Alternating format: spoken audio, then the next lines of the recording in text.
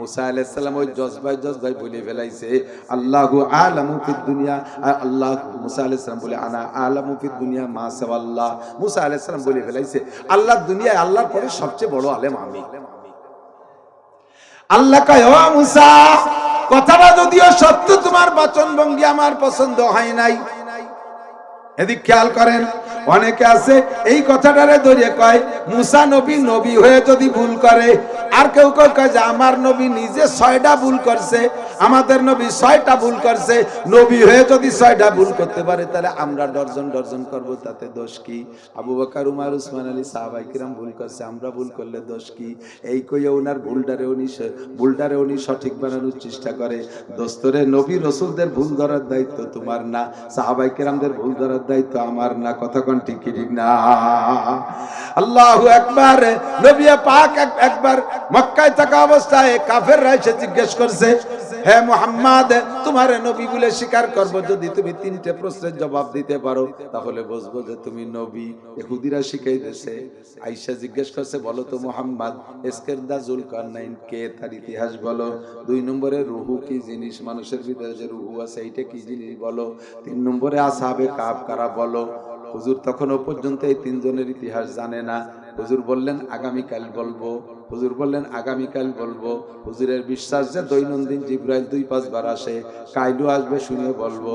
কিন্তু যখন বলছে আগামীকাল বলবো, সাথে ইনশাআল্লাহ বলে নাই। ইনশাআল্লাহ না বলার কারণে আল্লাহ পাক আগামীকালকে জিবরাইল রে কইছে তুমি যাওয়া না।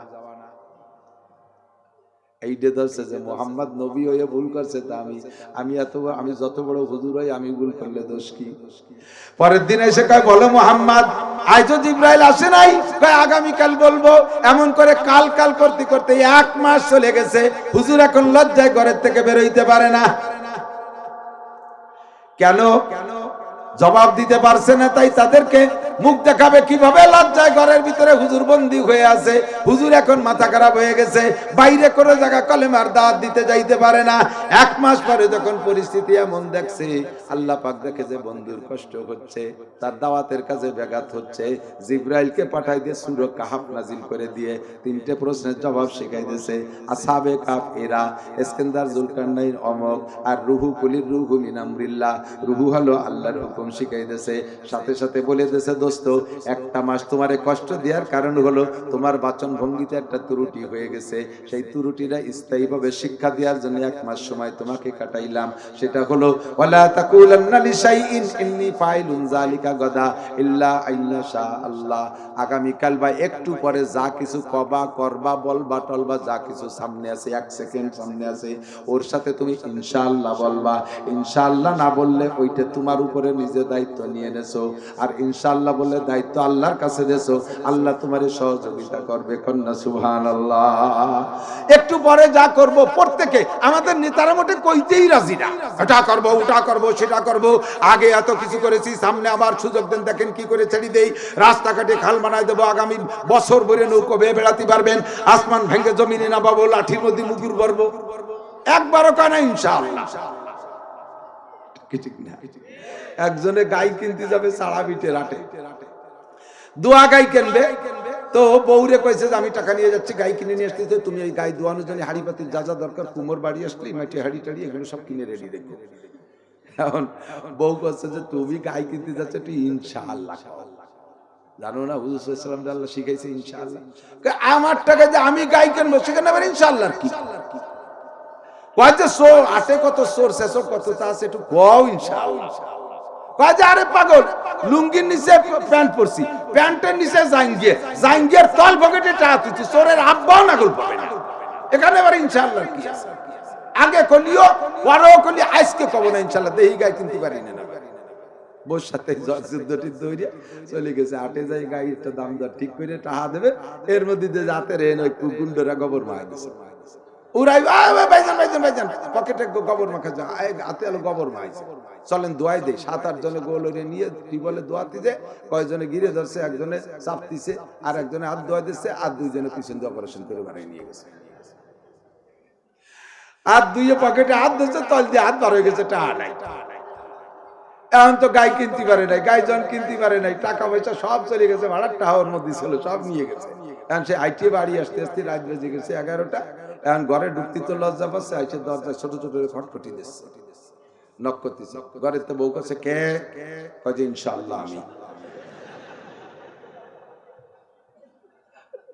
গাই, ইনশাআল্লাহ কিনি নেই। কেন? ইনশাআল্লাহ টাকা চোরে নিয়ে গেছে। এখন খালি ইনশাআল্লাহ। ওয়ালা তাকুলান্না লিশাইইন ইন্নী ফাইলুন যালিকা গাদা ইল্লা আইয়াশা আল্লাহ। সামনে যাহা করব বলবেন ইনশাআল্লাহ। কি বলবেন? ইনশাআল্লাহ। নবী পাক ইনশাআল্লাহ বলতে ভুলে গেছেন। আল্লাহ ইনশাআল্লাহ শিখাইতে 1 মাস পর্যন্ত শিক্ষা দিয়েছেন। মুসা আলাইহিস সালাতু ওয়াসালাম বলে ফেলাইছে দুনিয়ায় সবচেয়ে বড় আলেম আমি। আল্লাহ কয় মুসা বাচন ভঙ্গি সুন্দর হই নেই, বিষয়টা যদি আমার দিকে ছেড়ে দিতে, আল্লাহ ভালো জানে সবচেয়ে বড় আলেম কে। আমি মুসা, আমি আল্লাহ মুসা তোমাকে সার্টিফিকেট দিয়ে দিতাম, সত্যই মুসা তুমি দুনিয়ায় সবচেয়ে বড় আলেম। যেহেতু তোমার বাচন ভঙ্গি সুন্দর হই নেই, কাজেই তোমার একটা শিক্ষা সফরে যাইতে হবে। এই সফরে গেলে তুমি শিখে আসতে পারবা সবচেয়ে বড় আলেমকে। আল্লাহ কোন জায়গা যাব? কয় মাজমাল বাহরাইন, দুইটা সাগরের মিলন স্থান, যেখানে ওই জায়গা যাবা, ওই জায়গা যে এক দরবেশে পাইবা, ওই দরবেশের সাথে কিছুক্ষণ কাটাইলে বুঝবা শিক্ষা কাকে বলে, বড় আলেম কাকে বলে। আল্লাহ একা যাব না, কেউরে নিয়ে যাব। কয় সফর সঙ্গী নিয়ে নবীদের সুন্নাত একজনের সাথে নিয়ে যাও। ইউসা ইবনে নুন আলাইহিস সালাম পরবর্তী মুসা নবীর পরে উনি নবী হয়েছিলেন। ইউসা ইবনে নুনকে খাদেম হিসেবে সাথে করে নিয়ে গেছে। ওনাকে নেয়ার সময় সফরের সরু সামান ব্যাগ ভরে ভরছে, খাবার দাবার যা লাগবে খেজুর রুটি মুটি সব রেডি করছে। আল্লাহর হুকুমে একটা ভাজা মাছ নিতে বলছে, একটা মাছ ভাজে নিয়ে যাবা। ভাই মাছ ভাজাটা কি ওর বলে, কোন জায়গায় যে খাবো, সন্ধ্যের সময় খাবো, দুপুরে খাবো। আল্লাহ কয় ভাজা মাছটা তুমি খাবা না, ওই ভাজা মাছটা যেই জায়গা যে হারিয়ে যাবে সাগরের মধ্যে, ওই জায়গা তোমার শিক্ষার স্থান। ইউসা ইবনে নুনকে সাথে করে নিয়ে গেছে, তার গাড়ে ব্যাগ, বলছে যে এই ইউসা ব্যাগের খবর রাখবি আর এই ভাজা মাছের দিক খেয়াল রাখবি। লম্বা পথ চলতে চলতে ক্লান্ত হয়ে গেছে, এক জায়গায় পাথরের নিচে মাথা রাইখা, পাথরের উপরে মাথা রাইখা বালিশ বানায় দুইজন বিছানা বিছিয়ে কিছুক্ষণ ঘুমাইছে ক্লান্তি দূর করার জন্য। ঘুম থেকে উঠে এবার আবার হাঁটা দিছে কদ্দূর যে ইউসা রে ক্ষুধা লাগছে, দেখ তো রুটি মুটি খাবার কি আছে। ব্যাগ খুলে দেখে রুটি খেজুর পানি বুনি সব আছে, সে ভাজা মাছ নাই। ইউসা আলাইহিস সালামকে বলছে, এই মুসা আলাইহিস সালাম, এই সে ভাজা মাছ কো? আরে হুজুর তাই তো, সে ভাজা মাছটা দেখতেছি।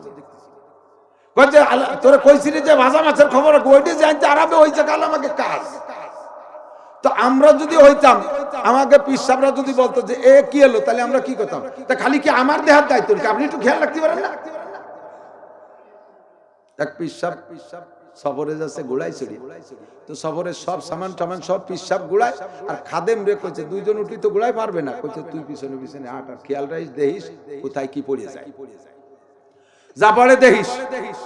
তো এই কয়ে যাইতে যাইতে যাইতে যাইতে কত দূর যাই, এক মঞ্জিল দেশে মঞ্জিলে যে দেয় যে পীর সাহেবের পাগড়ি নাই, পীর সাহেবের তসবিহ নাই, পীর সাহেবের লাঠি নাই, যায় নামাজ নাই।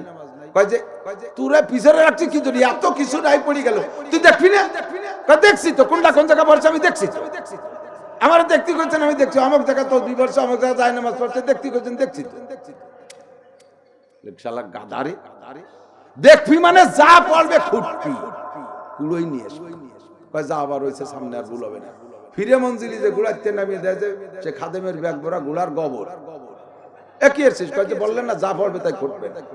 এবার সবরে খালি খালি নেতা আইছে তাই কুটি কুটি